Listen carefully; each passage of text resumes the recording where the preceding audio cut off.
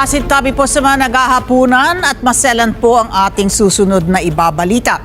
Isang chop-chop na bangkay ng hindi pa nakikilalang lalaki na tagpuan na nakasilid sa isang drum sa kahabaan ng Mel Lopez Boulevard sa Binondo, Maynila. Ayon po sa pulisya, 2 residente ang unang nakadiskubre sa drum na nakabalot sa itim na trash bag sa gilid ng kalsada. Ilang residente rin ang nagsabi na isang puting utility van ang huminto sa Mel Lopez Bridge, kung saan 2 lalaki ang nagbaba ng asul na drum na balot ng tape.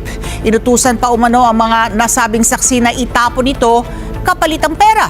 Nang buksan ng drum, tumambad ang mga bahagi ng katawan ng tao, dahilan upang agad itong i-report sa mga otoridad. Patuloy pa rin po ang investigasyon ng pulisya upang matukoy ang pagkakilanlan ng biktima at mahuli ang mga responsable sa naturang krimen.